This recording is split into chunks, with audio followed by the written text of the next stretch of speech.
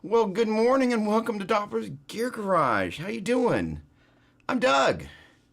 Nice to see you. Hello, Corey. Hello, Steve Greenleaf. Hey, channeling some Carlos. Maybe just a bit. Hello, hello, my dear old musical inspiration. Not too old. See, Andrew Gosney, what's going on? Thanks, man. Good morning to you, Jim. Hello, hello, hello. Mowing the lawn, I love it. What's happening, Griffin? Good morning to you. What's going on, Matt King? Great to see you.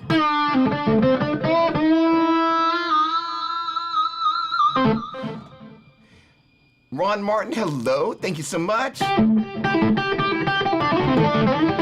Daniel King Blues for a happy man. I like that. Come on. All right, well, first of all, great to see everybody this morning. As a bunch of y'all know, I got a bunch of shows coming up. Let's see if I can actually have, there we go. Is this going to be it? There we go. Let's see if this comes up this time. Hey, there we go. So I'm going to be playing Friday night in Nashville, Saturday night in Florence, Sunday night in Montgomery, and then that next Friday, I'm going to be playing in Los Angeles in San Pedro.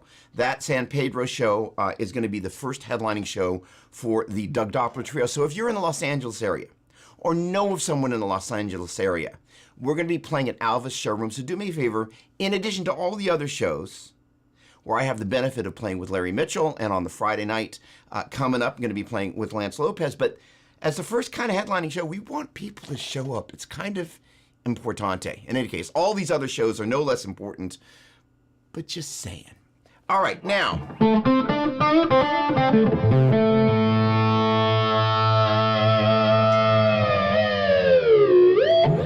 I have been having so much fun just prepping for all of this. One of the common questions that I have, hello, Zach Lee, good morning. Seriously, that was lovely. Thank you very much, Steve. Coming from you, those are well-groomed, well-trained, well-listened ears. So thank you for that. Awesome, awesome, awesome. All right, so first of all, no, I got it wrong. All right, that one and that one, they're going to be fractal audio clinics. And so one of the things that I'm going to be talking about, what's going on, CC? Good morning to you.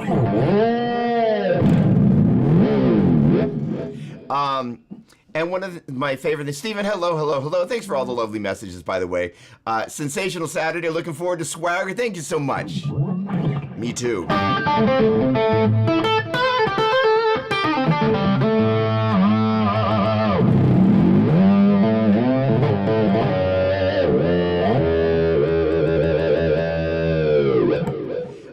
So these shows are a great opportunity for me to kind of pull together the latest and greatest rig. You can actually see the little amp I'm going to be taking with me. That is a Mesa Boogie Mark V 25. That's not what I'm playing through at the moment, but that little amp for flippin' rocious.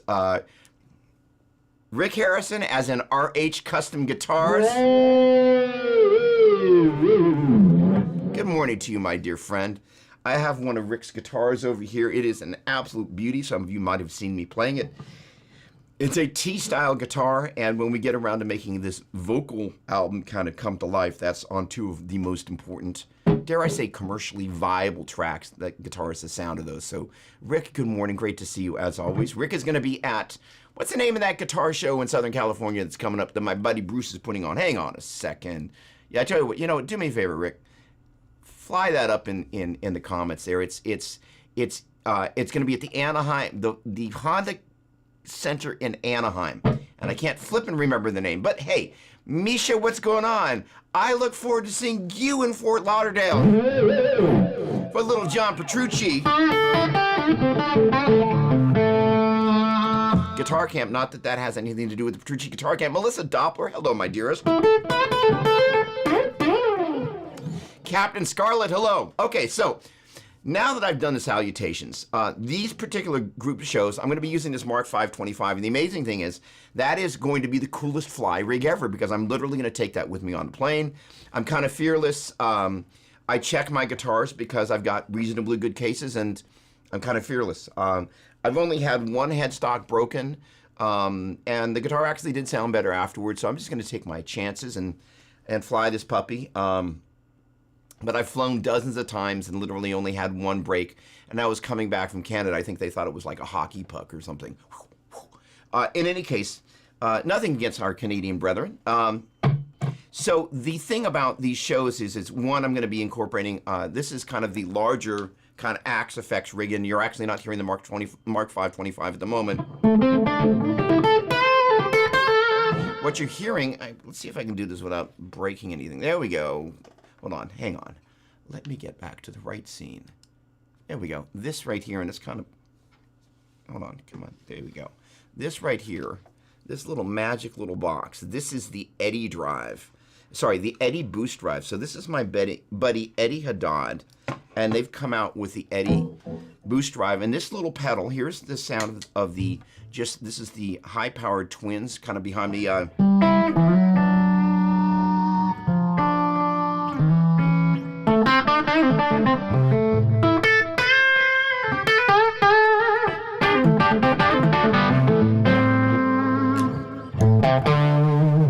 turn the Sustainiac off.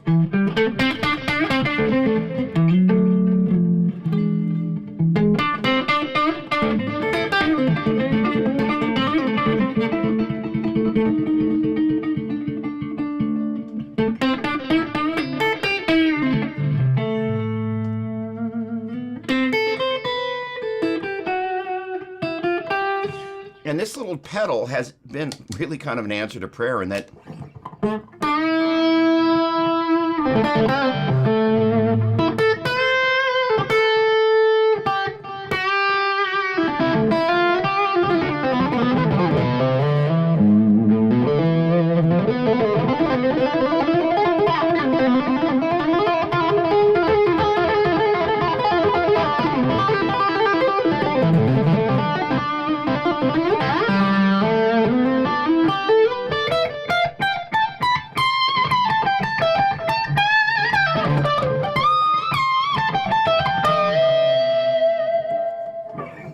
and I've been looking for something to dress up.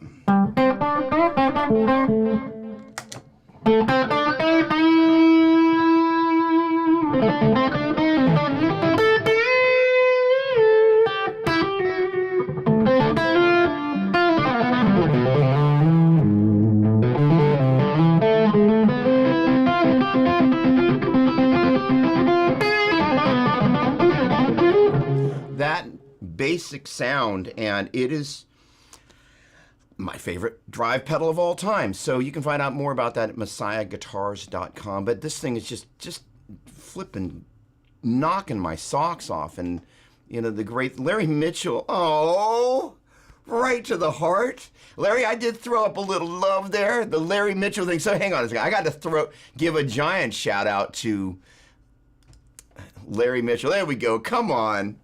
And you were sounding killer last night, my dear friend. Holy cow. The man, I call Larry Butterfingers because it's like butter, but it's like, it's just the most beautiful sound. So, all right, so I get a chance to go off. This is one of my favorite things about these shows. See if I can get it right.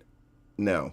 There we go. So these shows right there, Larry and I are going to be doing our first and my first Fractal Audio Axe Effects workshops, and I'm pretty much besides myself because the thing that I've gone gaga over with my Axe FX 3, and I will be in tow with my FM9. Roll into the screen here. There we go. Come on. There we go. The FM9. So that's going to be my traveling partner, and my buddy Earl at Warehouse 231 there is going to kindly provide, at least I think he is, his Axe FX 3. So I can talk about my favorite thing in Axe FX at this moment, which is tone match. Now, the great thing is Larry, in my opinion, is the expert, the genius of, I can't believe it's all in the box. And, you know, he does have magic fingers, and he's pretty much always sounded like that. But, well, let me rephrase. He continues to get better, but the sound of Larry, he's just always just been awesome. Amazing tone, amazing command of the instrument. But it's always been this great vibe, all this lovely space and all the stuff that makes guitar special. That's Larry. And he also happens to be one of the kindest, most warm human beings on the planet. I am slightly going off.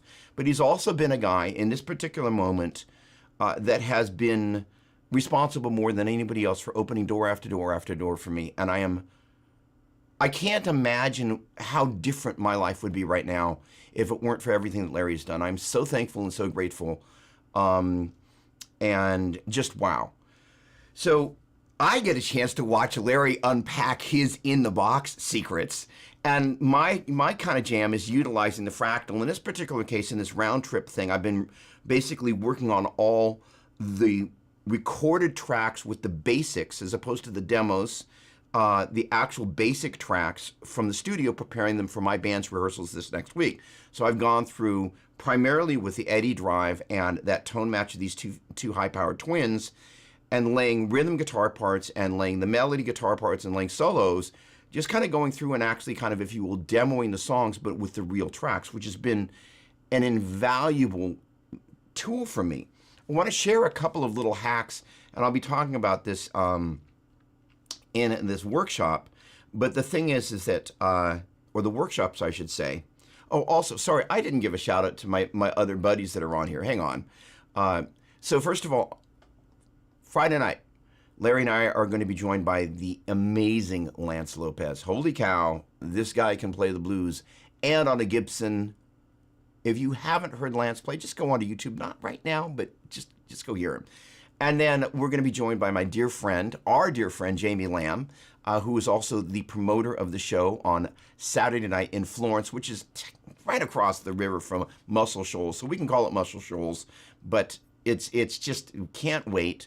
And again, that evening show is going to be preceded by a fractal audio workshop. Then we're at Warehouse 231, thanks to our friends Brian and Earl, and that's going to be, again, an evening show and an afternoon workshop. And then, again, have this first headlining show in Southern California, San Pedro, on the 28th.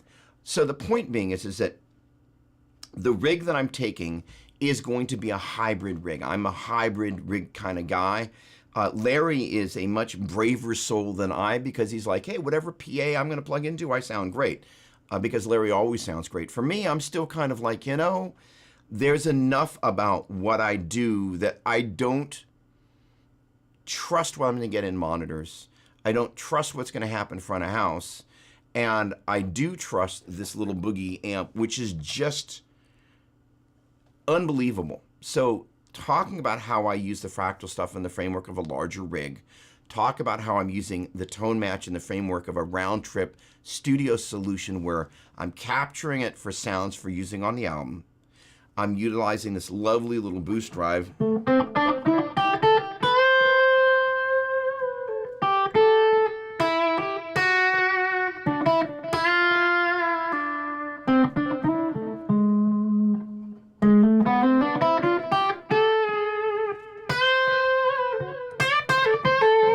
And so, the interesting thing about this round trip is it's those amps captured and in turn brought back into kind of my recording universe where I'm just stacking different guitars on there. That process of where does fractal start and end in terms of your rig? When are you using actual amps? When are you not using actual amps? It's a blend of stuff. And so the thing that I'm going to talk a lot about is, one, how I integrate it into the different live rigs. I have a stereo 100 watt Seymour Duncan power amp, power stage power amp. My main rig, the JP2C, is hiding back there, but that power amp right there is a 700 watt Seymour Duncan power stage, 350 watts per side, and I use a pair of those Mesa Boogie rectifier standard cabinets, and that rig is just ferocious, but I can't take that rig with me, so I'm doing a scaled down version with the FM9, the Mark V 25, my dear friends at Mesa Boogie. I'm a Boogie endorser now and a Gibson endorser, which is a huge deal in my world. So Boogie is kind enough to provide, via my good friends at SIR Nashville, they're providing one of these cabinets for me to use. And it's a stereo cabinet. So instead of using two 412 cabinets, I'm going to be using one stereo cabinet and using the smaller power amp that's going to show up tomorrow. And so it's a scaled down version. Speaking of Earl at Warehouse 231, it's a scaled down version of my larger rig, but the essence of the tonality of the two amps is very, very similar. And the neat thing is that this particular tone, this little Eddie boost drive stacked on top of the clean channel, it's really, really, really, really, really obscenely close to that. So talking about kind of how I integrate fractal into the midst of all of this is such an important part, because it's an integral part of my 360-degree workflow. So I'll also be talking about some of my favorite things that you can do inside the sound design side of fractal. There are some tools inside the delays and the reverb, so you can make the reverb sound like delays and the delays sound like reverb. So if you don't want to have both delay and reverb but get the feeling and the vibe of those, that can happen. And that's one of my favorite things about the sound design part of this. And again, I can't wait to see Larry share his pearls of wisdom about all of that stuff. Okay. Is Matt Picone going to be at the clinics? Not this time. But I'm very much hoping that in the framework of this, there will be a number of other opportunities for us to do those sorts of things again. And well, one of the things I'm waiting for, where is that little orange box? There we go. So I mentioned this last week. I am in the process of putting together a collection of gear for a collection of IRs. That's basically going to be all the crazy speakers and cabinets that are here, and that will come out in 2024. So tomorrow, today the Neumann U42 FET shows up. I'm pretty much besides myself. I have Adrian, I was thinking about you just yesterday. Great to see you, my friend. So I've been amassing kind of the last few pieces that I don't have in my mic collection. My AKG 414 showed up yesterday. So it's going to be 8 go-to microphones. And it's just going to be capturing just a ridiculous collection of cabinets that are here. My original I think it's a 66 pinstripe Marshall 412, the original Celestian greenbacks in it. That cabinet is very special.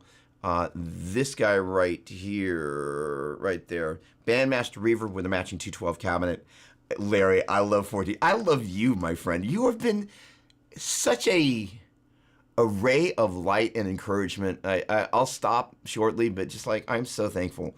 So yeah, I am stoked. So like and you know, the thing is that so for those of you who have yet to be bitten by the microphone bug, one of the things about this guitar is Gary Brower recommended this particular PAF, and it's a strange, it's like the 28th or 32nd, some very strange number anniversary PAF that DiMarzio did. And Gary said, you want to try that? And so the sound...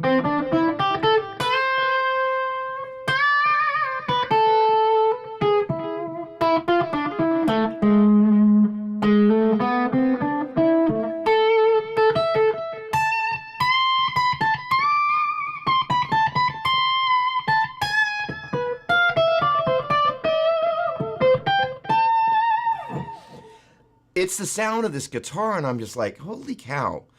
So just like a pickup brings something to life, a microphone allows you to capture the essence or a range of the vertical nuances of a particular cabinet. Like an SM57, it's kind of like if you...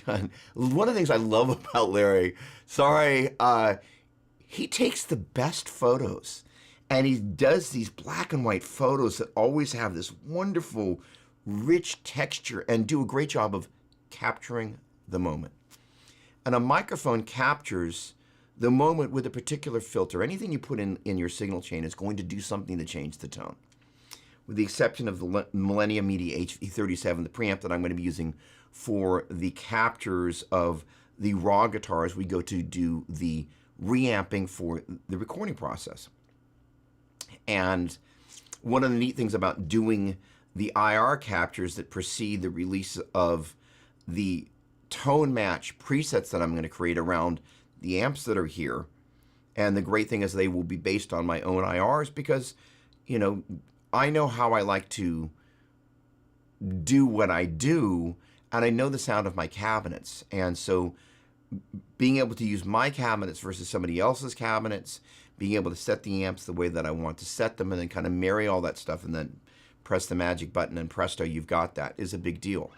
I can't talk more about the nuance of the IRs, but the way the IRs are being created gives me a huge amount of flexibility to be able to craft tones as I do the tone matches. And that's kind of the magic that I was working with as I was capturing the high-powered twins. One of the other things that is one of my favorite things is, Damien, what's going on, my man? Great to see you again. Hello.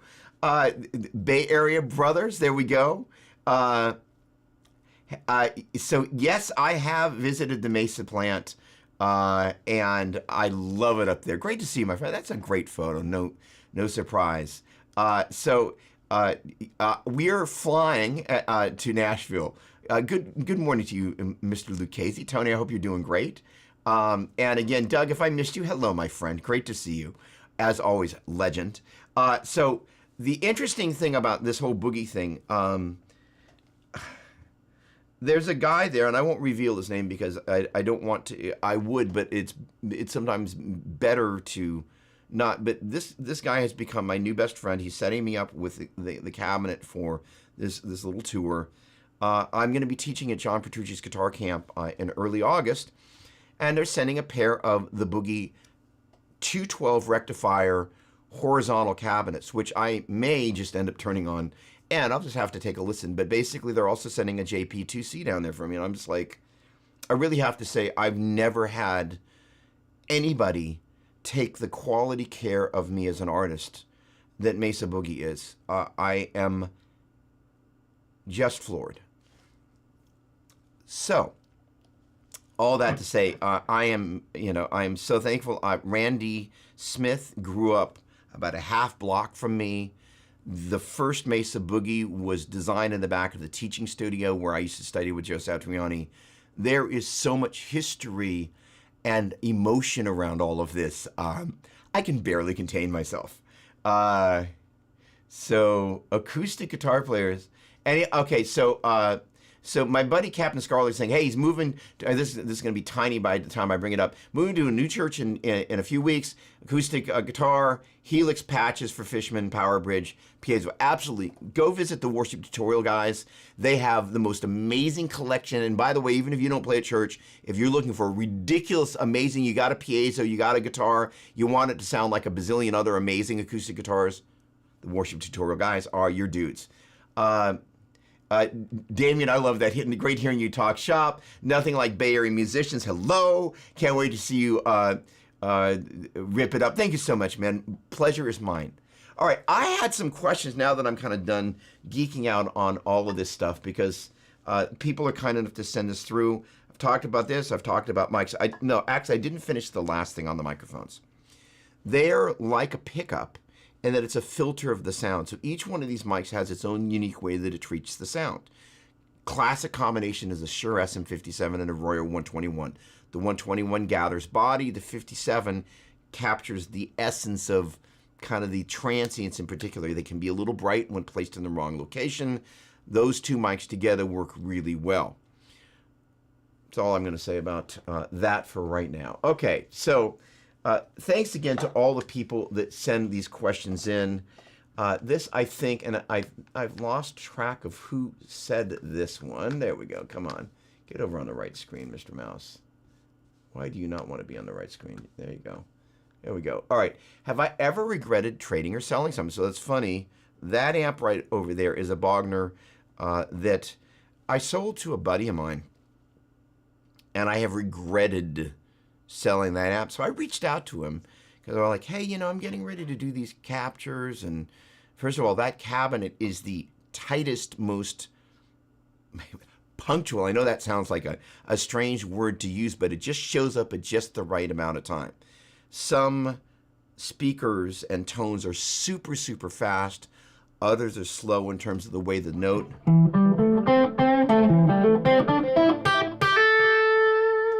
blooms, if you will, from the initial transient.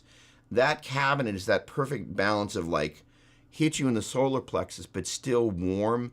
But the bottom end is just super, super tight. Ridiculous cabinet. And in combination with that head, it's just like a foot to the chest, just like boom. It pushes you back in the best way. So I regret selling those, but it was at a time that I needed some money, and so they went. But here they are.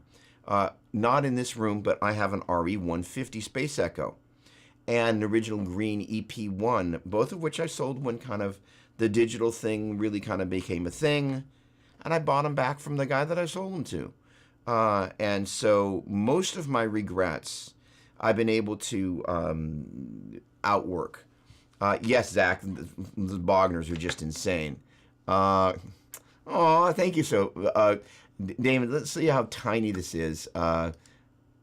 That's legible. Much appreciated. Oh, thank you. Very, very kind. Very, very kind. And again, Damien and I met at the Dallas International Guitar Festival that I was able to play at because of an invitation from Larry Mitchell. And, every time you go out and have a chance to play in new places, you meet people and they become part of the fabric of your life. They become part of the fabric of the experience. They become part of the notes you play. I don't care who you are, confidence is one of the things that we deal with as guitar players. When we haven't been playing, we pick up the guitar, our confidence is lower because like, oh wow, I got to kind of get back on, on the horse and on the bike and find my balance point. And the more people support what you do, the more you kind of go, hey, there are people that are into this. It matters. Yeah, this will be from my buddy Chris. What one piece of knowledge from Joe do you use every time you play? So the last album, that would be Joe Satriani.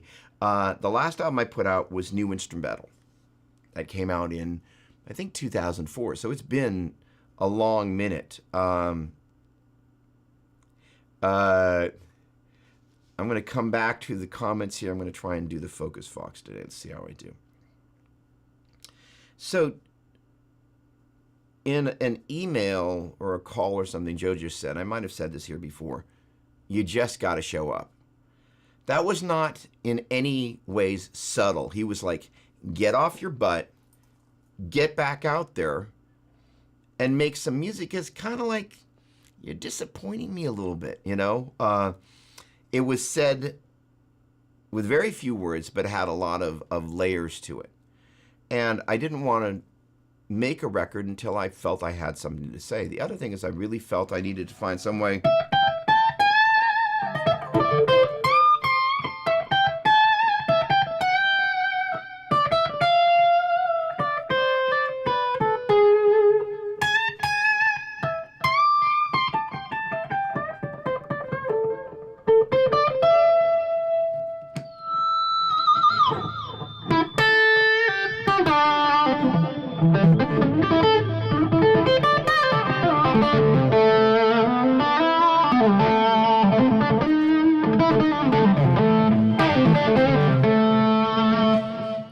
to find myself, I had to like go, what is my sound? What is it that I do?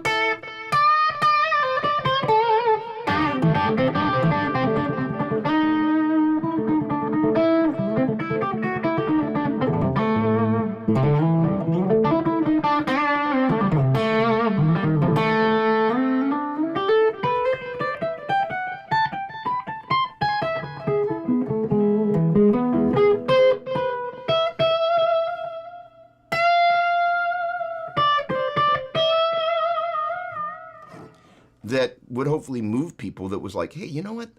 I like that. I want to know more about that, because it's as if you're an author and you're writing stories for people to fall in love with, because that's ultimately what you want to do. You want people to fall in love with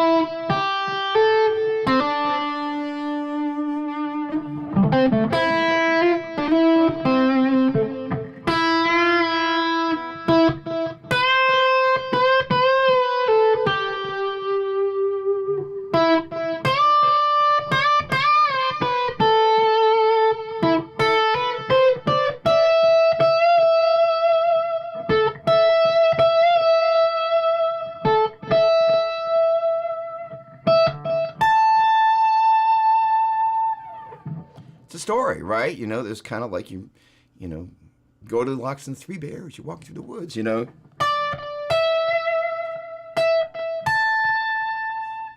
they get to the house, and the bears are hungry, So you're telling the story, you're leading people with the melody. That's why melodies are so important, because it's the storytelling part, right?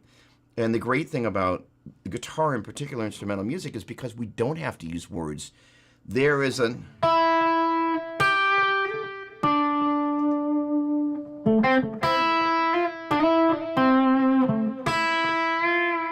It's literally this kind of unpacking a feeling I've gotten, going, there it is. And if I execute it well enough, that feeling, you'll feel the feeling that I'm feeling without words. That is, I don't think I've ever quite put it like that, but that's so unbelievably powerful to have that method of communication with people. And if you're honest about it, and, it's kind of like the Vulcan mind meld, right? Except the ear part of it, your heart to somebody's ear to their heart. What an amazing gift. And so when you are able to take people on a journey that they experience that, it really speaks to people on a very powerful level.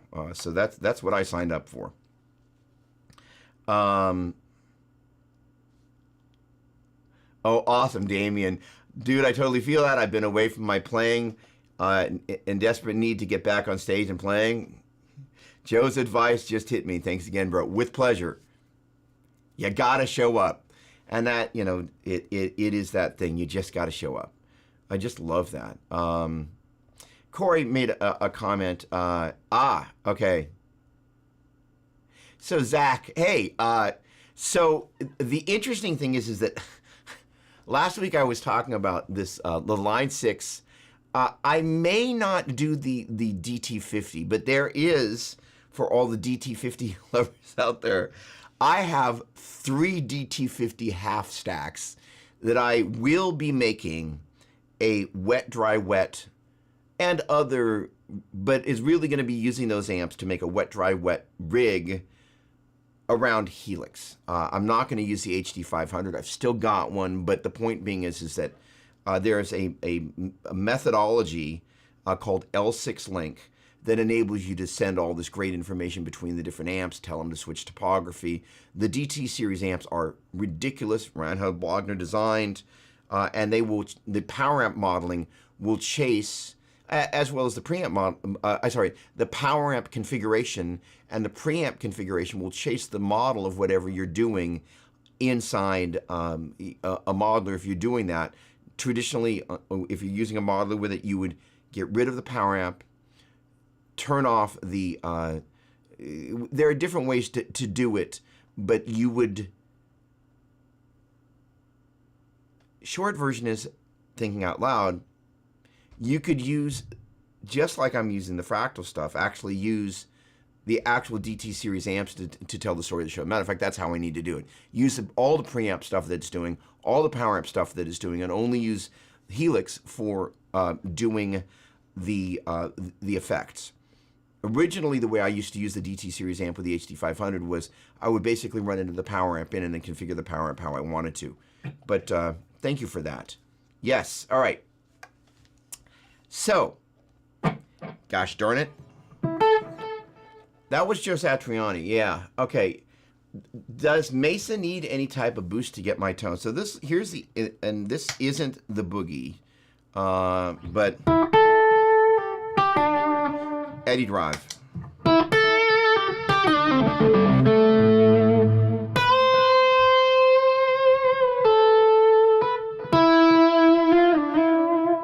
It's just perfect. And if you dress it up with a pig.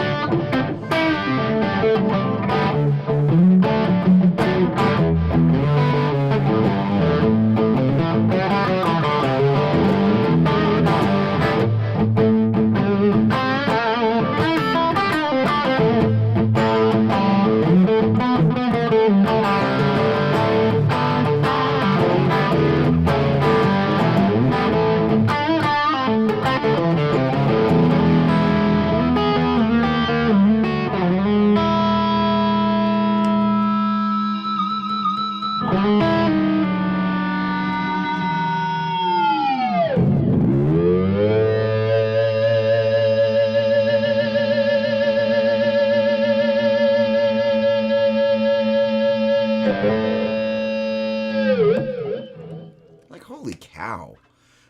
Okay, so the clean channel on that Mark 525 in combination with the Eddie Boost drive is just like, oh, it's really pretty much that. Maybe a little better. And it's flipping so loud. I like loud. My guitar picks say louder is better. And I would be inclined to agree. Speaking of tone, I think I might have asked, how would I describe my sound?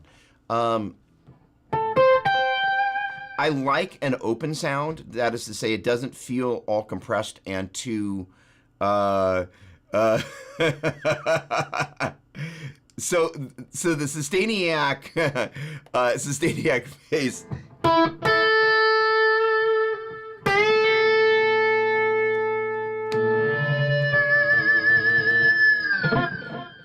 The sound of this song, I'm going to play a little bit of it.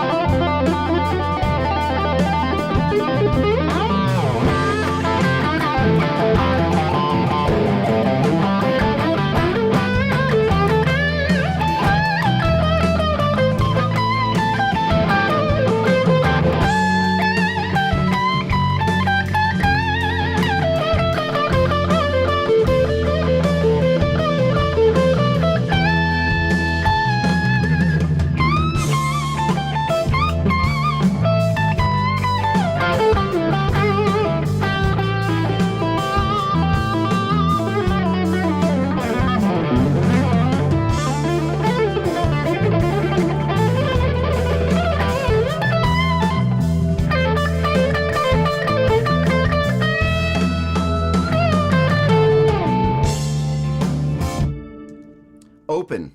That kind of.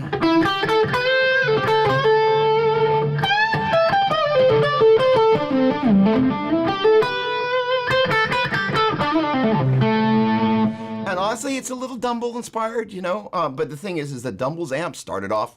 I actually have. You can't see it back there, but I've got a Dumble amp that is a trace. It's not a Dumble. It's a trace of one of the famous Dumbles. So I can't really talk about what it is, but it's based on an original twin reverb chassis, and it's just it's an amp that's well known in the Bay Area. Can't say where I got it. Like I say, a bunch of people wanted to have it, and I was fortunate enough to be able to get it. And that will be definitely in the Tone Match library. It's just a ridiculous amp. But, you know, Dumble started off just tweaking Fender circuits and kind of came up with his magic. So the thing about Fender-style circuits is there is an openness about the sound that I really love. And it's, you know, it's an interesting thing, kind of if you will, coming back to boogie after playing different things. There is a warmth. So again, the question was, you know, how would I describe my sound or my tone? There's an openness about it that I really think is open. So I had this great question from my buddy CC that showed up. Come on, does battery die? All right, plan B. There we go.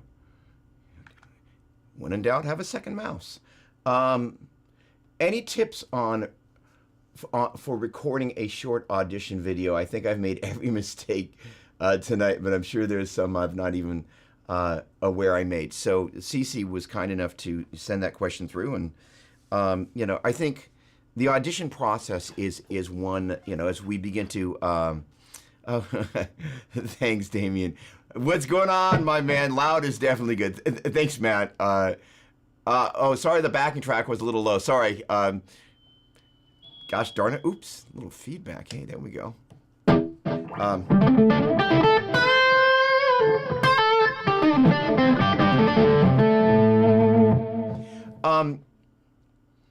Thanks, guys. Really appreciate it. All right. So the I think and hey, Tommy, what's happening?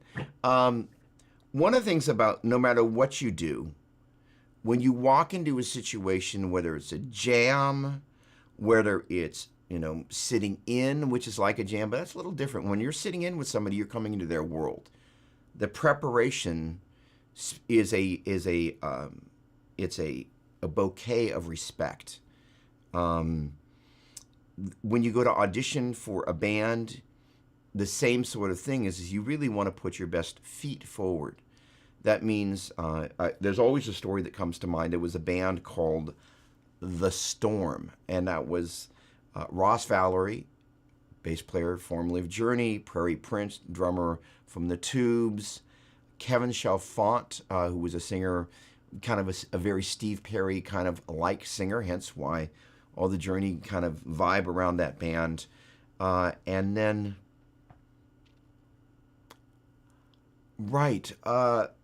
the keyboardist from The Who, whose name I'm going to temporarily forget, lovely guy.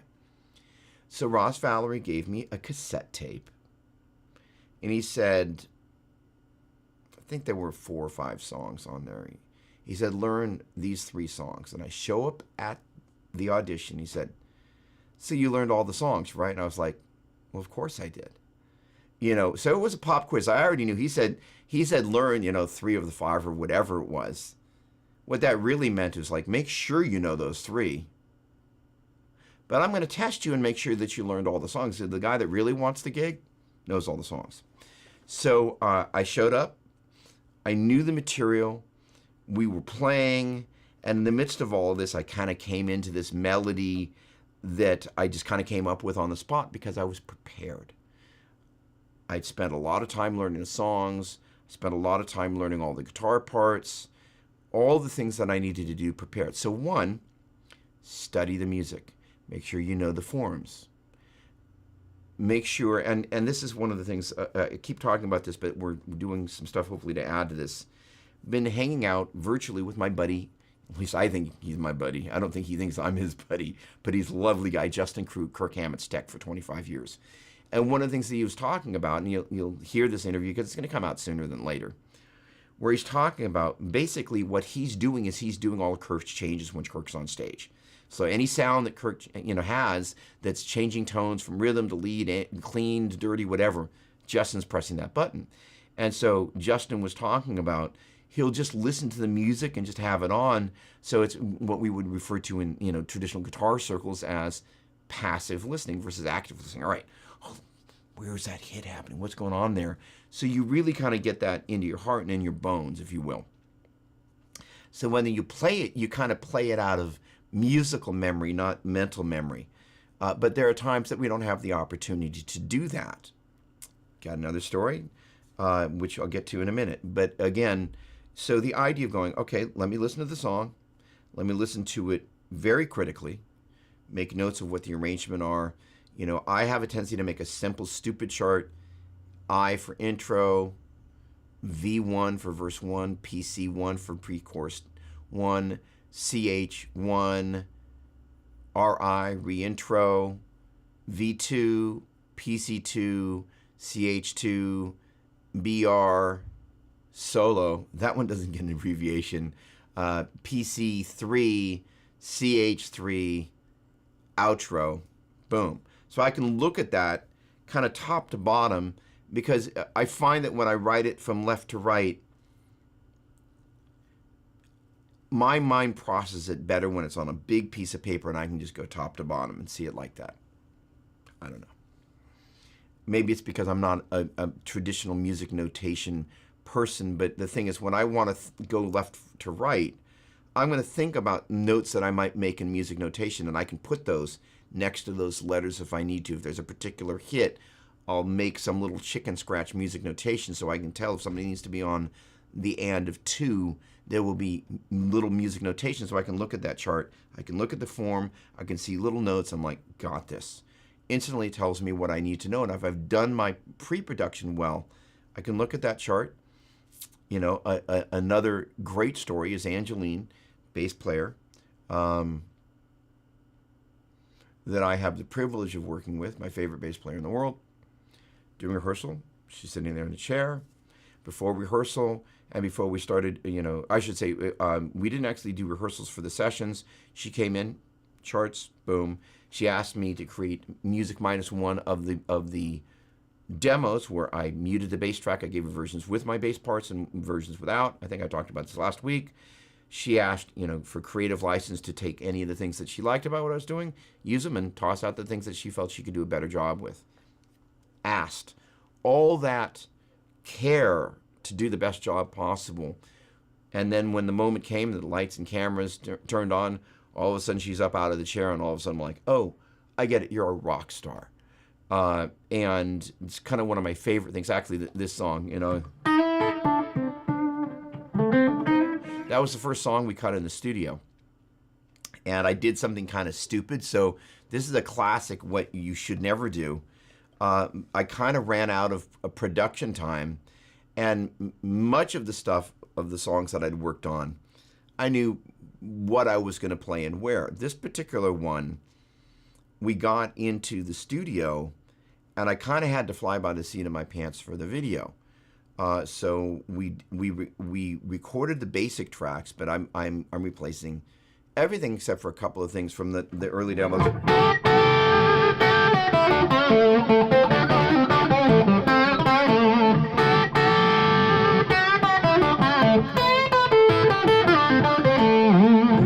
The original version of that is so perfect, done on a Line 6 Catalyst, that for all those reasons, I'm just kind of like, and it's not, it has some imperfections, but it is the sound of that moment captured. I'm like, nah, it's staying. So there are a couple of things like that are staying. That initial reaction, it's priceless. So that particular song that I just played there, the way that I'm basically, what I have to do for the video is I have to learn all my parts and replay them, including the stuff,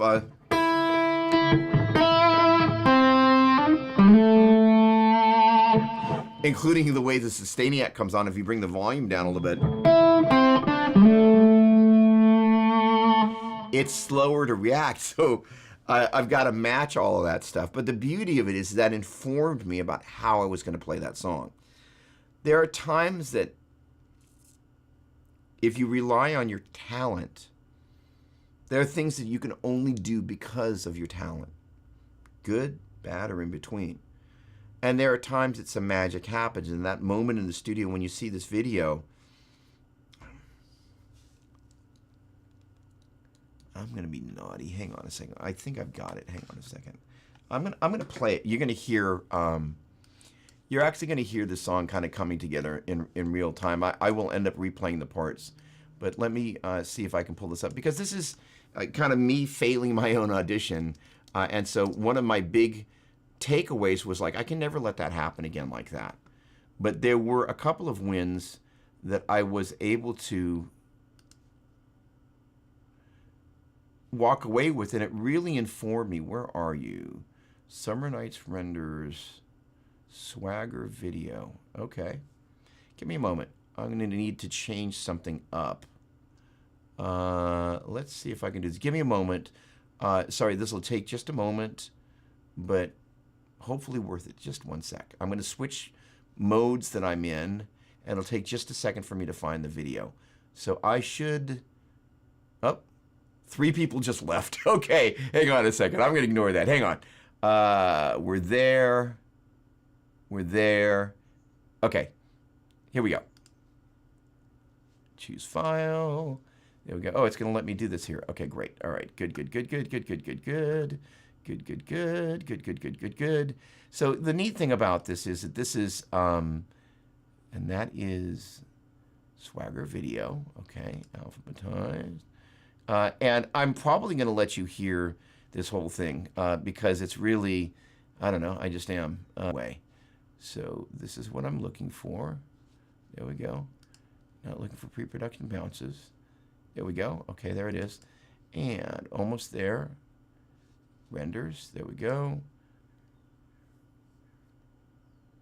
Here we go.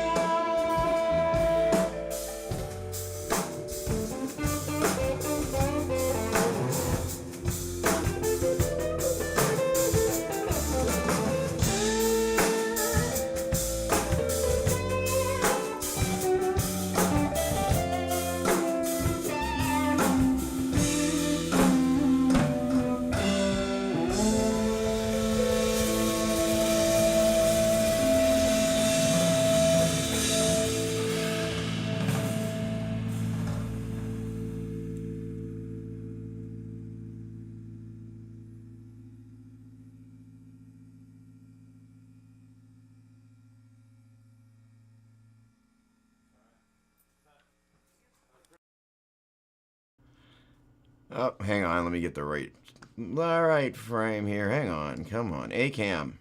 No. Come on. A-cam. Why is A-cam doing that? Very weird. Okay. It was not happy about all of that video stuff, and it's a little framey. Stop that. Okay. So that was a really great example. Hang on. I want to get back to this. Boy, are you angry with me? You gonna let me do this? No, you're just annoyed with me. All right. Gosh. Every so often you just got to do something fancy, but no. B-cam. Oh, I know what I'm going to try doing. I'm going to go to B-cam, and I'm going to swap out my cameras. Hang on. Swapping cameras. Let's go to or A-cam. Here we go. Hold on a second. We can fix this. And you, come on. Just had to mess with Mother Nature, but no. Oh, come on. Really? All right. In any case, while I'm kind of figuring all this stuff out, oh, I know what I can do. I can get rid of the overlay. There we go. This is not my first rodeo. Let's get rid of the overlay. Hello. We can talk about the shows at another point. I got it. So what you can do is you can lock these scenes down. There we go. All right. There we go. Hey, ladies and gentlemen. Okay. Whatever I did there seemed to make the frames a little jumpy, but that was for me, in many ways, a failed audition. You know, when you're kind of running a session, you know, hey, what's going on, Johnny Bean? Great to see you, Phil. See that you got a little Java going on. Tanisha, hello. Brian, thanks so much. Can't wait to see you. Eric Martin Bureau, I love you, my dear brother. Yeah, that was all right, I guess, if you're into that kind of stuff. Russell. That is Russell being facetious, of course. Russell's, yeah. All right. So in any case, good morning, Brian. What's happening? Scythe. All right. So the thing about that was, you know, if you watch that moment unfolding, the great thing about that is that I walked in, I was late for my own session.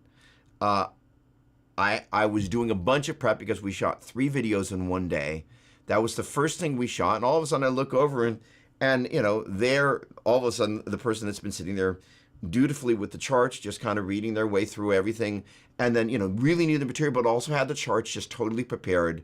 I was just like, the moment the lights and the camera came on, I'm just like, holy cow. The other thing is that we have nicknamed her Hawkeye, because if you watch, she's watching me the entire time for cues. She'll be like, kind of look over to base for a moment and then look back, and I'm like, and just, you know, if you just look at the ability to convey a brilliant performance into video, where, you know, we literally had just played the part, she memorized exactly what she played, she nailed it in terms of kind of the video thing, and it enabled us to capture the energy of that moment. So as I kind of come back into it.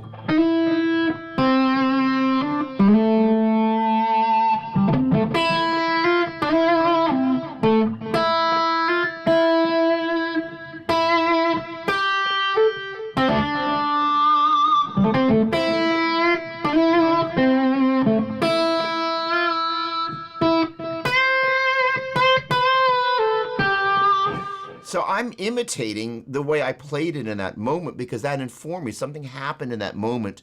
The chemistry of the moment and the way I felt in that moment laid the foundation. It's a completely backwards way to approach doing stuff, but I was very favored in that it happened to turn into something that was for me very special. And it's informed me around how I was going to play the song, because every time you play a song, you play it a little bit differently. The interesting thing is there's some parts that I'm going to have to replay that. I'm just like, all right, it's fine. That's the gig. But in terms of preparation, Angelina was the picture-perfect example of how you go in, you be prepared, you ask all the right questions. So again, the question was, from CC, any tips on recording a short audition video? You want to demonstrate that you have the ability to be present. There was a performer, I won't mention the name of the performer nor the guitar player in their band, that I saw at the Dallas International Guitar Festival. And this particular person in this band was just showboating in a way that was just such a distraction from the artist that was the featured artist whose name was the name of the act. And just like, what are you doing? You want to know how big a box you need to fill. Don't go outside of that box. Two of the biggest gigs that I've ever had, one of which was Guitar Hero. I got that gig because the guy before me just couldn't keep their mouth shut. Out the door they went. And I got the gig. I got hired. And I got paid really, really, really, really, really, really well. And it was a great gig. And it would, at the moment that it happened, was a big deal. It was kind of like that was a thing in the moment that it was a thing, and then it stopped being a thing. But the point being is that running your mouth, nobody wants to hear you doing that, you know. And just, you know, knowing how much space, how much energy you want to put together. When it's time to be in the back, just chill. When it's time to step up front, and how much energy you're going to convey, and that gets conveyed in a video, right? Versus like, you know, nobody wants that, you know, if you're seeing Joe Satriani, all right, maybe, but he's Joe Satriani. When you're standing in the back and for somebody else's band, you just got to know your place. So that sense of like, I know my parts, I know my place, I'm executing them, I'm aware of the arrangement, I'm present, my face is not on the guitar neck the entire time. Again, Angeline is the perfect example of that. As all these videos start to come out, she's just like, do what she does, and that would be it. Great question. All right, let me just hop down. Andrew JB, what's going on? Sonia, hold on. Where'd Sonia come in? And I apologize. Sometimes I miss people. It's not that I'm dissing you if I'm missing you. Bobby Valdez, hello. What's going on, Brad? Andy Guitar, hello. Good morning to you. There's Sonia. Good morning.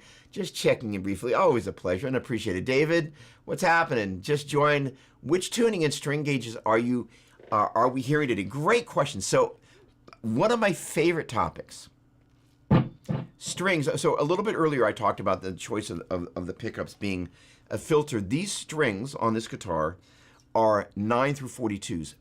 With one small tweak on this is that the Dunlop guys make strings that are called heavy core. That is to say, the wound strings have a heavier core.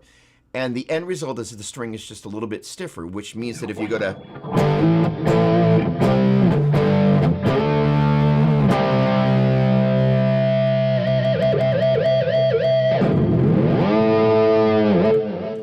you can hit the string a little bit harder, and it doesn't go out of tune as easily, which for me is a big deal. One of the big things about rhythm guitar...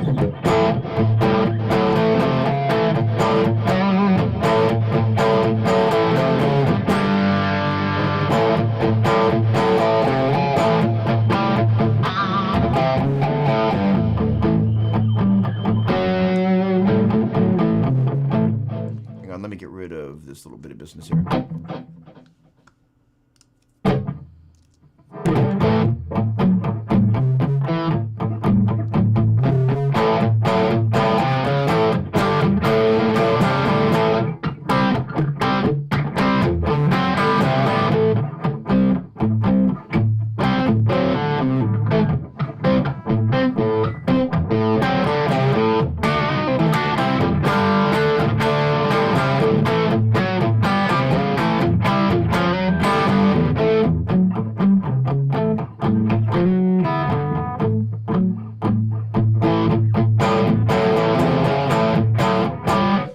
The heavier core means that when I want to dig in and hit the front end of a...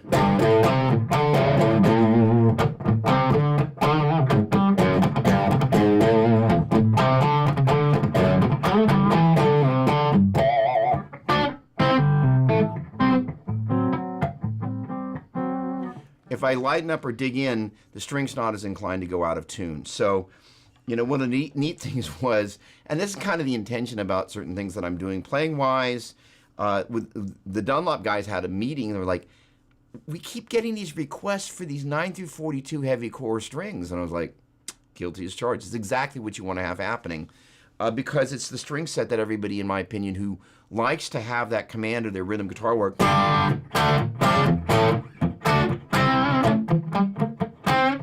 You kind of need such that you can play if you want to with a 9 through 42, which is what my right hand.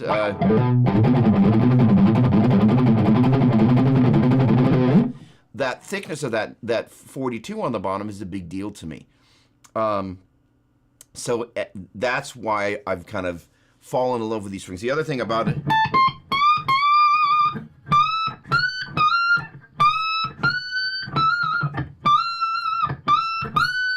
No, I'm not going to get all. So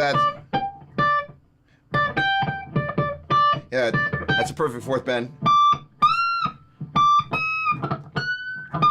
Can't quite get all the way up there, but they have an elasticity when you go to bend, and they don't go out of tune.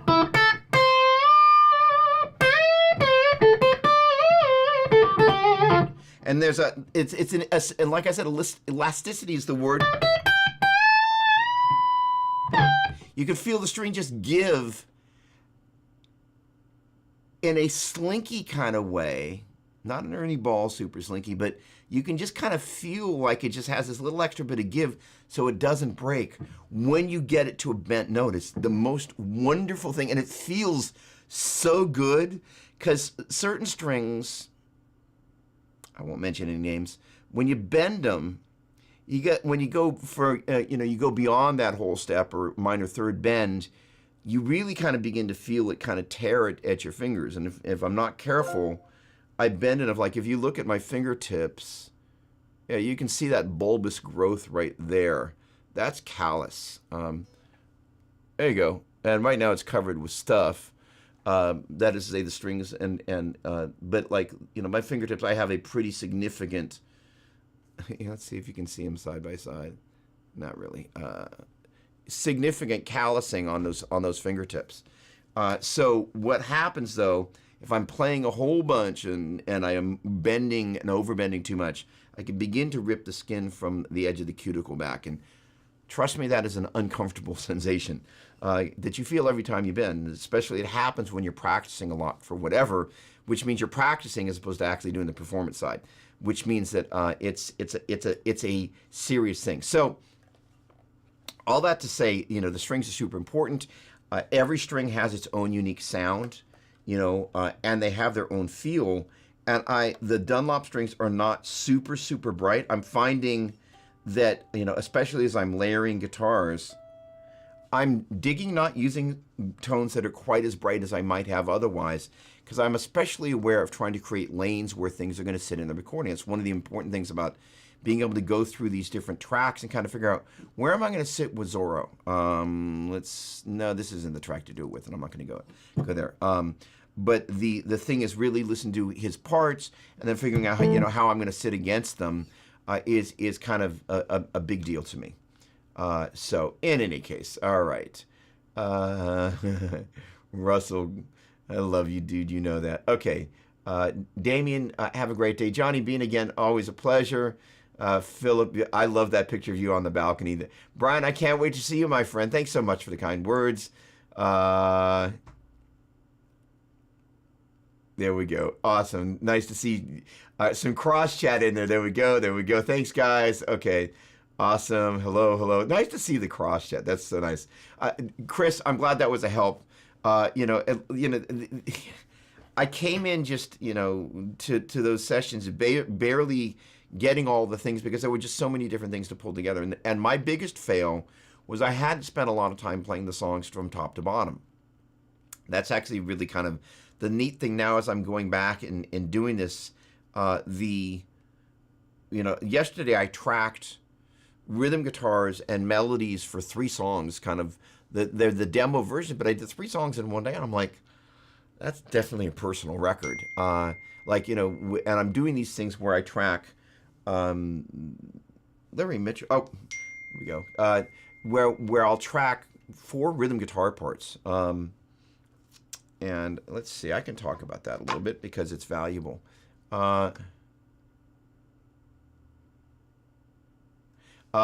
You also played rhythm guitar for Joe. This is Andy. It's going to be tiny when I bring it in, but I'm bringing it anyway.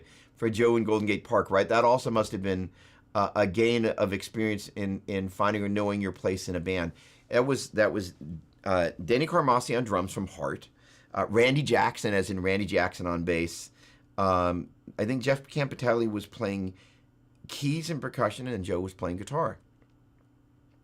And that was a 20-something Doug, and it was we played in front of like 250,000 people. It was a, and then afterwards I got a limousine ride home, and then went and taught guitar, and here I is, So it was an amazing experience, and I learned a number of lessons then.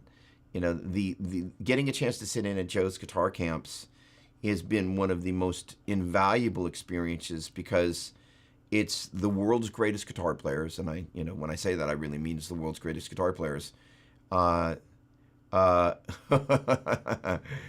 a second here. So, by the way, those of you that have not seen Philippe Sace play guitar, so my buddy Bruce here, this is going to be tiny. Bruce, what's the name of your guitar show at the Honda Center again?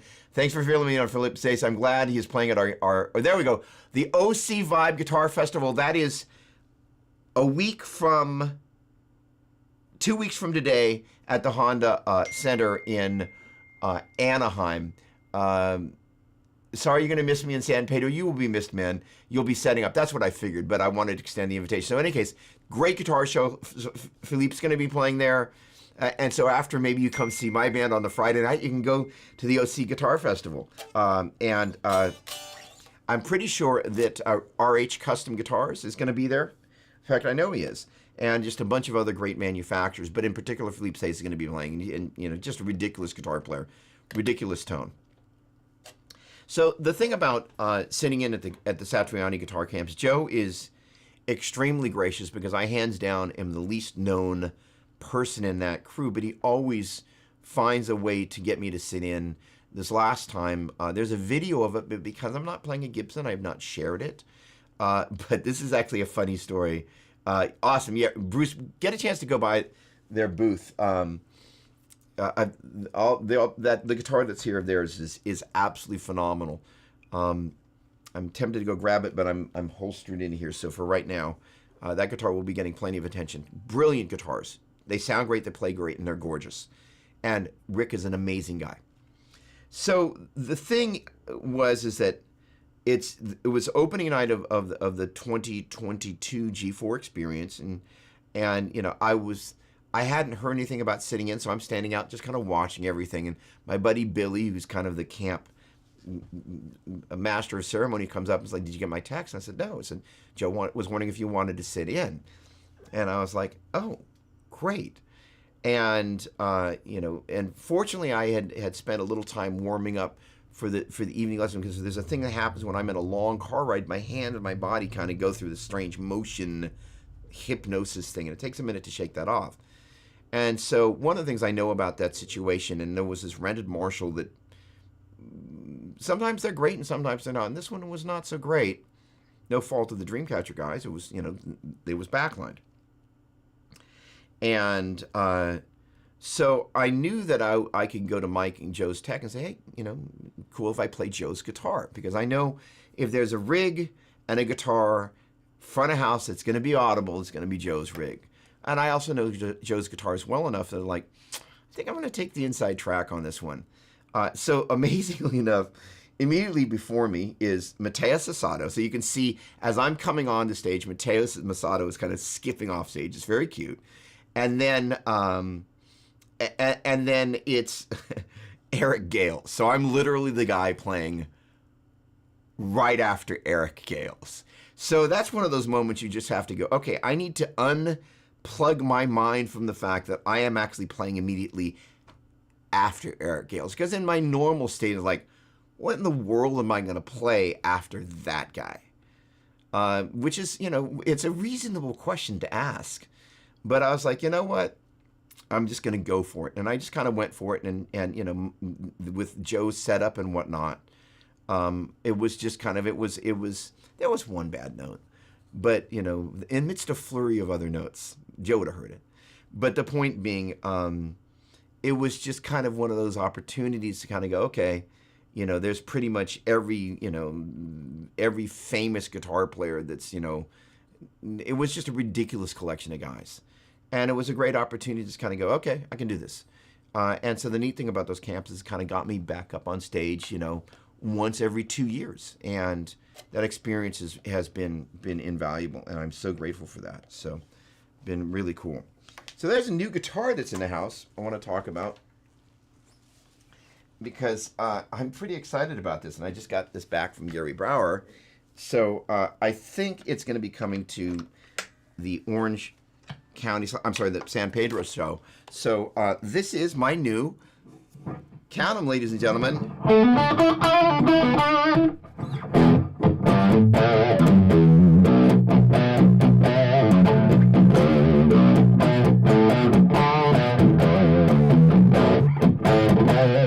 I haven't really given it a proper tuning yet, but it's my new flippin' 7-string, and I'm pretty excited about this because I haven't played 7-string for quite some time, and we're going to do one of the songs, at least, from New Instrumental. So I got this guitar from Poland because it was the only Epiphone 8-string, Flying V, that I could find. And fortunately, once we put the Dunlop heavy cores on here, still kind of sliding into tune here a little bit. Fortunately, it's actually really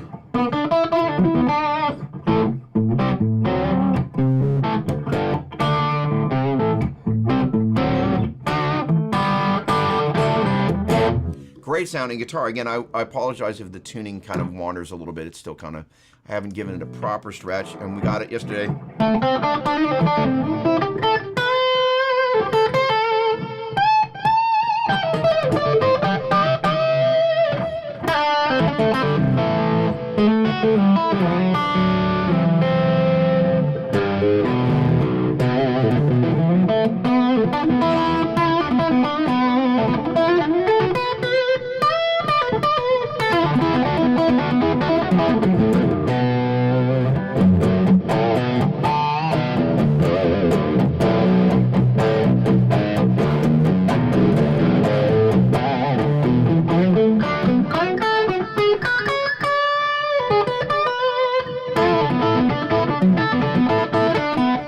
I just can't resist.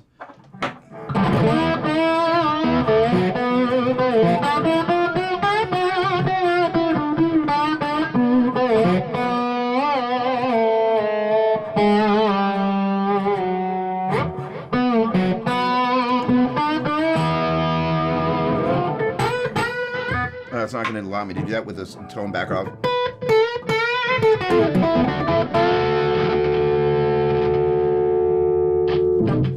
By the way, if you find a tone control or some control gets noisy, you just do a little bit of this and the noise goes away.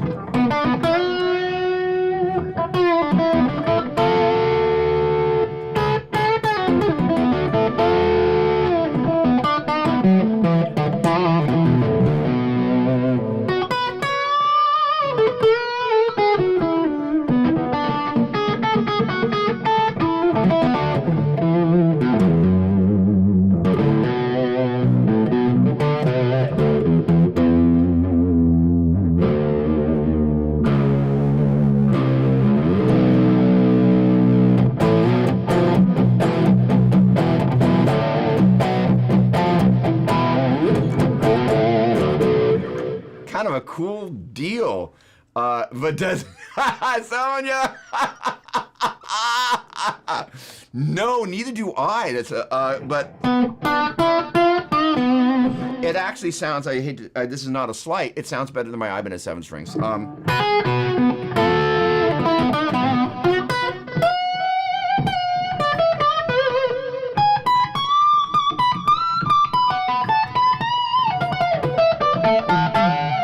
Like, I was like, wow, because it was, by the time I was done with shipping and all of that stuff, it was sub $1,000. I'm like, gosh, I hope I don't regret this, but it's a really cool guitar. Now, the interesting thing, Sonia, I think we were talking about this whole kind of, what do you call it, neck droop or whatever the heck it is. So these guitars, and unfortunately, the story is with these guys, which, by the way, sound great, they do the neck thing because the neck and the body are they're neck heavy. So that if you put them on a strap and you don't have the guitar kind of nestled in your leg there, they do this thing, which is really, I haven't quite figured it out. So whoever had this guitar before the guy that I bought it from put this little metal plating on here, and as crazy as it looks, it is a little metal, or a lot metal.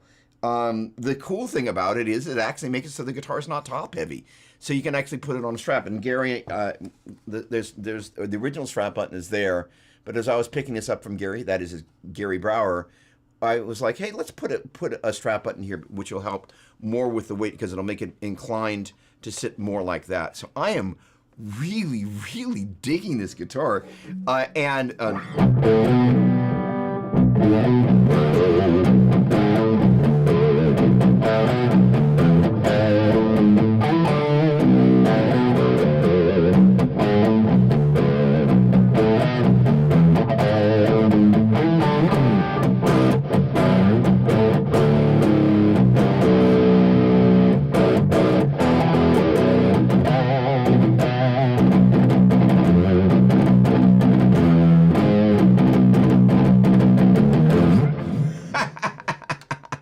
Oh, so much fun.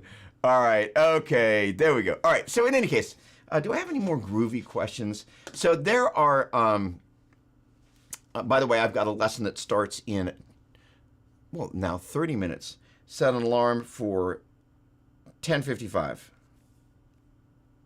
Come on. Set an alarm for 10:55. Okay. Sorry. There we go. Thank you. Good. Boom. All right, so, Brett, dude, it's very woody. Hey, what's going on? Michael, what's happening, my friend?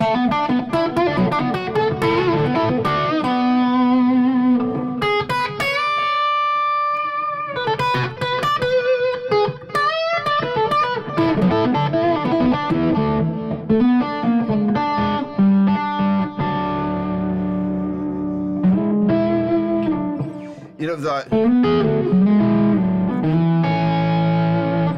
the whole thing about the 7-string is it's easy to get lost if you haven't played it for a minute, but it really feels and behaves, which is very different than the Ibanez's. You know, and you know the interesting thing about it, it depends on the neck. The great thing about this neck.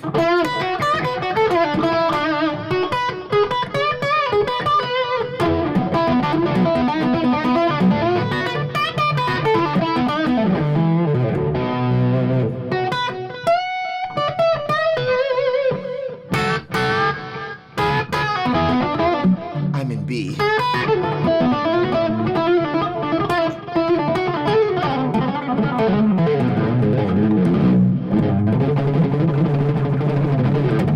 Ridiculous guitar. So, and I get a chance to play 7-string again, but it's a flying V. Sorry. I get excited about these things. This is so cool. So Gary very kindly put this together for me because I've got rehearsals next week. And so I'll be using this at the LA shows. I'm not going to take this with me. I'm going to actually fly with just one guitar for these other shows, and hopefully everything's going to be groovy. Jimmy Jet, what's going on? Happy Saturday to you. Pop them, Zach Wild. You know, the funny thing is, all right, so I want to leave you guys with some thoughts here. Brett, it's really balanced. It's just like, it is. You know, one of the things that Joe Satriani, I think he said it to me in private, so I want to be careful what I do and don't say, but one of his comments was about 7-string is it's just the way the strings sound, they sound a little bit different compared to a 6-string. I'll just leave it at that. But the interesting thing about this guitar, because I'm always thinking about stuff that Joe has said, and it really behaves like a 6-string with an extra string, which is, none of my other 7-strings do that.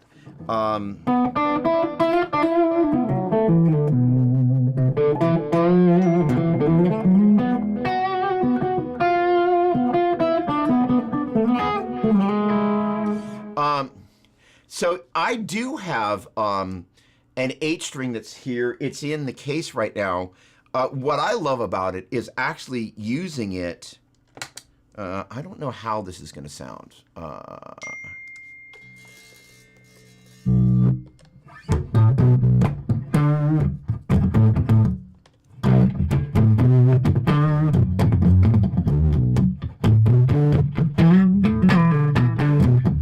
Let's see. Let's.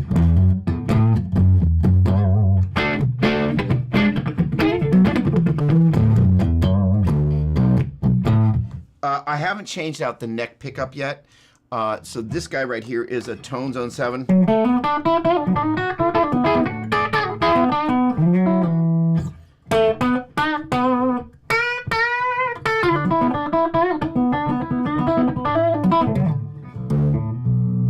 But this is something else that will be replaced with a PAF7, and that'll get some spank and the neck pickup. But the thing about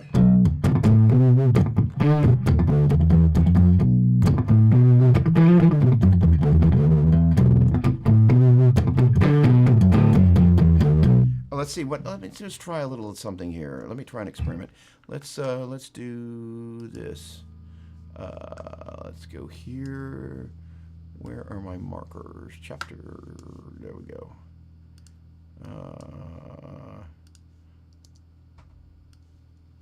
You are not playing. Pro Tools. Or is Pro Tools angry at me? Come on.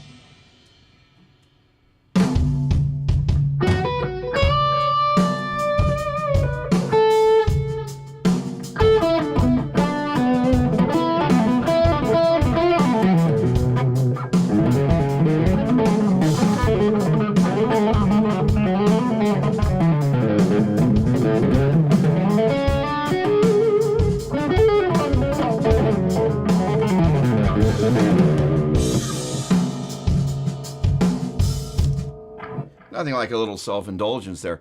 But like, what a ridiculous guitar. I mean, it really behaves very much like a 6-string, which none of the 7 strings I've played begin to do.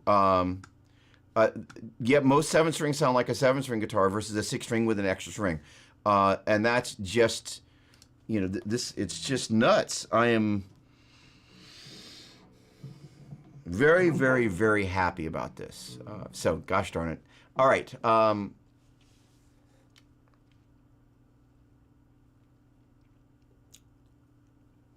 It wouldn't be a live stream without talking about Lindy Day. So, hey, what's going on, Adrian? Thanks, my friend Fungi. It's just crazy. This thing is just like, it's such a metal machine. It looks incredibly metal. Well, literally. So I love that photo. So the finding your voice. I think many players. First of all, if your thing is like, hey, I just want to learn the licks or the vibe of my favorite guitar players, there's zero shame in that. None. Just like own it. But I think most people would really, really love to find ways to create. And if you teach, help your students create. So this is one of the things that Lindy, for those of you that aren't familiar with Lindy, she's a brilliant guitar player, brilliant musician, and a world-class music educator. And we've teamed up and we're working on some course material, and we'll just leave it at that. But we've gone from mapping the first layer of chords and where they come from and how we're going to have that visually laid out and present it in terms of the video content. And then we're now mapping scales, but we're doing it in a very unique way of how scales and chords are presented. I should say, just kind of, we started off the first 3 pieces of it are around open position and then bar chords, of which there's a lot of meat on those bones, especially, I know, just about every guitar player I know has an acoustic guitar. And one of the great things about acoustic is that it really adds a tremendous amount of character. And the more you can kind of work your way around an acoustic guitar and make it sound great, the better you are in terms of being able to write from the acoustic and augment anything you do electric. When that one moment's like, oh, I need an acoustic guitar on there, you just have a staple of things that you can do. It's also a great vehicle to write in open position in particular. But it's also a tremendously powerful vehicle to understand how chords work together in a common key, because unlike most of the chords we play that have a tendency to be based on the 6th or 5th string, you have the ability to navigate across the 6th, 5th, and 4th strings in kind of one hand position and have the chords all sound good. That is to say, your D major, using D on the open 4th string, your F major using the F at the 3rd fret on the 4th string, they don't sound strange compared to the other chords. If you go to like a G major triad chord on the 4th, 3rd, and 2nd strings from like an A minor 7, you really miss that extra bass note down on, in this case, the 6th string, because I call this the 7th string, right? But then as we get into mapping triads, and I'm big on triad chords, we're going to really, the goal is to help other musicians, both those who teach and those that want to learn. John Mello, try a high A. Great to see you, my friend.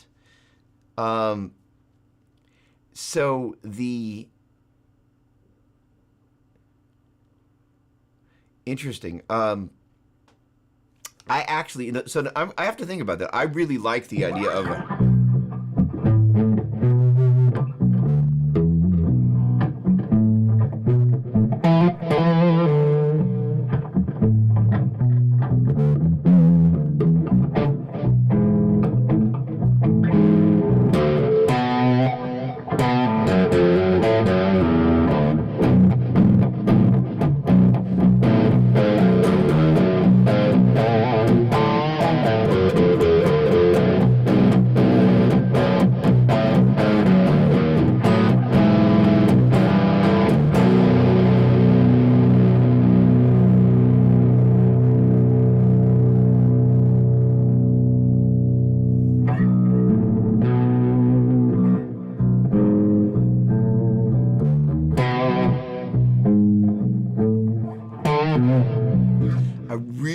the idea of kind of exploring what this guitar is going to enable me to do with different textures, playing blues and informed rock but down-tuned. But very interesting idea. I need to think about that. Thank you, John. All right, so the ability to take chords and show people how to build modal chord progressions in a way that also informs them around which notes are the ones that sound good over a particular chord from the very beginning is integral to the approach that we're taking. Because the whole point of it, it's almost like a cookbook for guitar players, such that it gives you the ingredients that you need to have, shows you how to put them together, and if you follow the recipes, you'll be able to make music doing these things. The goal is making music, not just knowledge. But we are, in the world of knowledge, we're pretty geeky about that. But we're passionate about it because we understand it's akin to being a mechanic. If you understand how an engine works, you're probably a lot better equipped to fix it and help other people do the things they need to do around their vehicles. We'll leave it at that. But the ability to learn how to use chords in a modal way and really understand that a huge amount of the music that we listen to actually is modal to begin with. One of my favorite examples, again, is the kind of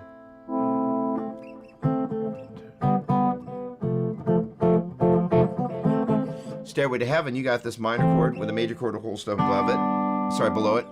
Another major chord a whole step below that. Well, if you look at the triads based on the major scale, they go major, minor, minor, major, major. Notice that little spot right there, two major chords a whole step apart, minor, diminished, and major. So as we look at this little sequence right here, minor chord with a major chord a whole step below it. That relationship happens to the 2 chord and the 1 chord, and it happens at the 6 chord and the 5 chord. So that's non-exclusive relationship. But as we take a look at those 2 major chords a whole step apart, that relationship, as we're in the key of G, G major, A minor, B minor, C major, and D major, that's the 4 chord and the 5 chord, as in 1, 2, 3, 4, 5, 4th and 5th degrees of that G major scale. So as you see that relationship in a chord progression, you can go, that's the 4 chord and the 5 chord, got it. And that gives you the ability to decipher what's going on modally. So I'm going to use it in 2 ways.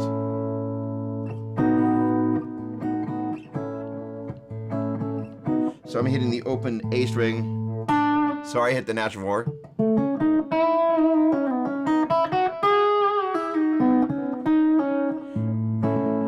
So I'm using the 2 major chords a whole step apart. I'm starting off open A, and B major.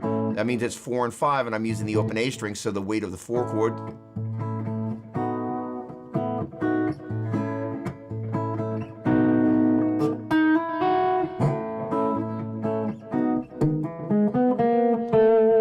Come on, really?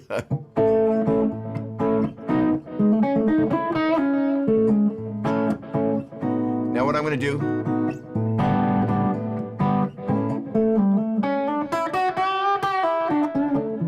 so I played G over A and then A. So instead of going A and B over A, I went G over A to A.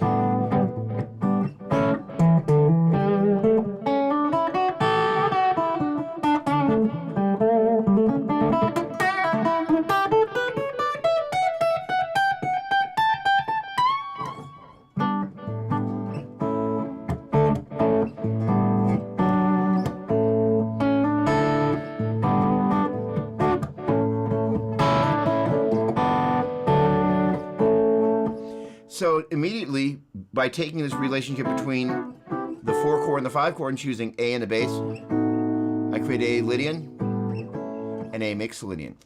So, and again, if you can just kind of go, okay, got it. I'm taking the 1st, 3rd, and 5th tone of each mode, and I get to the 4th degree of the major scale and the 5th degree.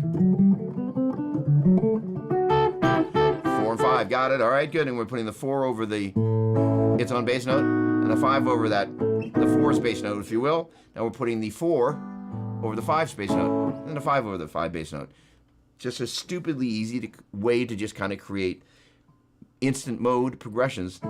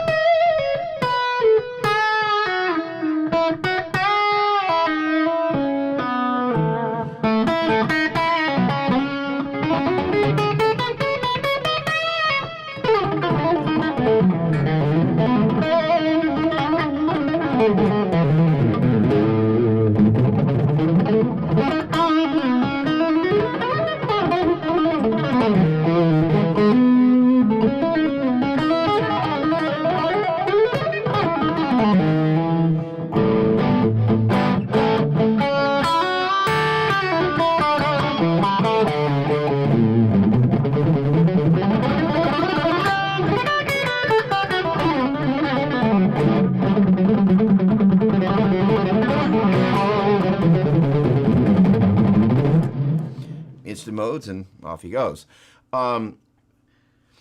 So showing people how to use the tools to make music, and then, if you don't want to do, Lydian or mixed Lydian, there are other vehicles, but giving people the framework where the stuff comes from is what we're working on. So very excited. The neat thing is my students, bless their dear souls, are kind of my testing ground, my, if you will, musical guinea pigs. But the neat thing is that, one of the challenges of doing distance learning, it's one of the reasons I love the guitar camp so much. I love this. So what those of you that have observed my conversations with Andy Guitar, A Lydian versus A mixed Lydian, I figure the character note of each mode is what's making it sound a certain way that gives us tons of options. So the interesting thing about this is that Andy is an ear training geek. So if I'm kind of da da da da da da da da da da da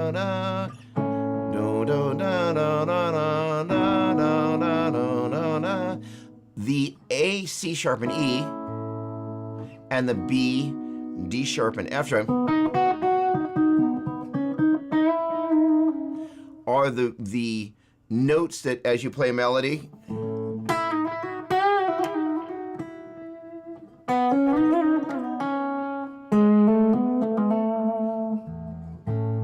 or play solo over the A chord, and that B.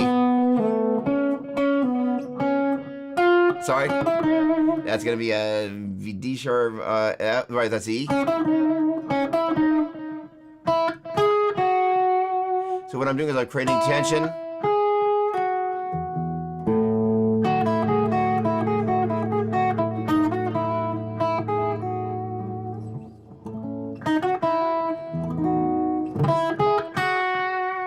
So being able to know that B, D sharp, and F sharp.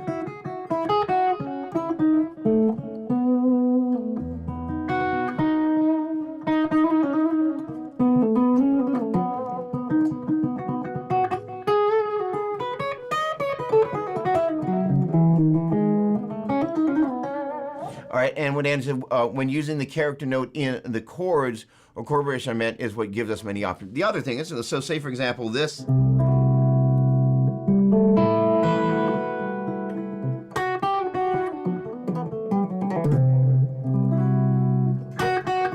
That.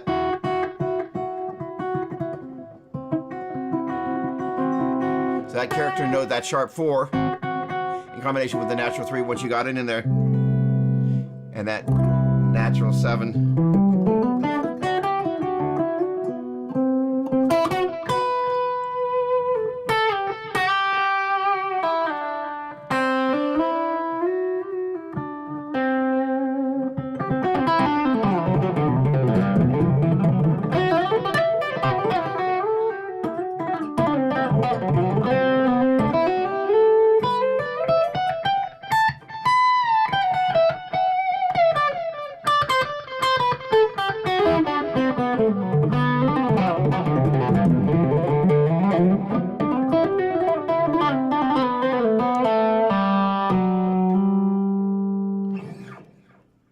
So the interesting thing about playing this guitar is that this is the most time I've spent playing it. And a big part of what I'm doing there is I'm playing by ear, but yet I've educated my ear to the point where it recognizes the sound of those modes intervallically. And the great thing about the guitar is first of all, in addition to this C Lydian business,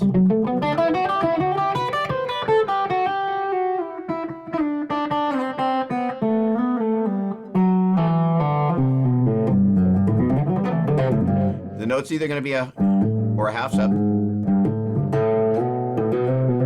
So helping people just kind of go, hey, you know what? You'll hear it. You'll hear when it's wrong, that's for sure, which means if you can hear when it's wrong, you can hear when it's right. And training people to really work with their ears is a big deal. Andy, I look forward to the point that we're in the same room and we can spend a few hours talking about ear training, because ear training is one of my favorite passions, because the ability to Major 2, 3, 4, 5, 6, 7, 1. Dorian 2, flat 3, 4, 5, 6, flat 7, 1. Phrygian flat 2, flat 3, 4, 5, flat 6, flat 7, 1. Lydian 2, 3, sharp 4, 5, 6, 7, 1. Mixolydian 2, 3, 4, 5, 6, flat 7, 1. Minor 2, flat 3, 4, 5, flat 6, flat 7, 1. Locrian flat 2, flat 3, 4, flat 5, flat 6, flat 7, 1. 1, 3, 5 of the major, 1 flat 3, 5 of Dorian, 1 flat 3, 5 of Phrygian, 1, 3, 5 of Lydian, 1, 3, 5 of Mixolydian, 1 flat 3, 5 of minor, 1 flat 3, flat 5 of Locrian, and being able to, by ear, recognize all the ingredients, whether it's the scalar level or the triadic level or the chord level, and being able to pull those out, not only intellectually and not only fingering-wise, but by ear, is where the magic happens. Ladies and gentlemen, right on cue. I have to prepare for my guitar lesson that starts in 5 minutes. Thank you so much for tuning in. I am not going to be here next week. I'm not going to be here the week after. And it's entirely possible that I'm not going to be here the week after that because I will be at the Petrucci camp. That math, I did not do that far forward yet. So let me just take a look here real quick. So next weekend, I'm going to be in the Southland. All right.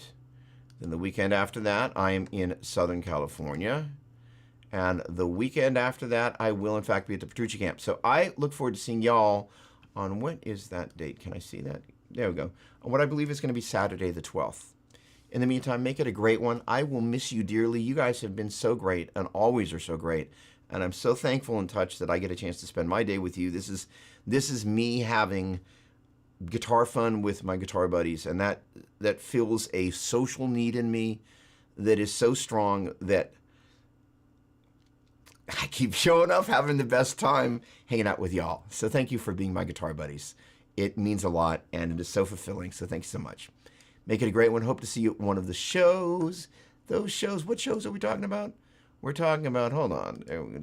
Oh, my overlay.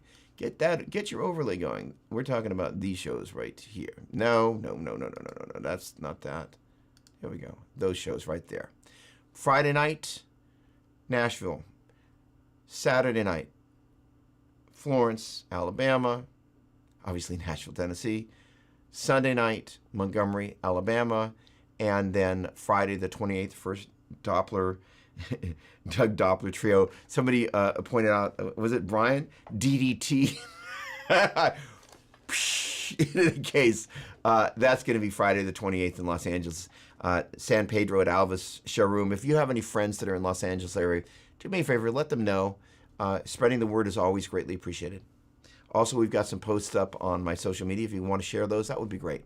Thank you so much. Have a great weekend, and I look forward to seeing you, hopefully, at one of these shows. Y'all take care.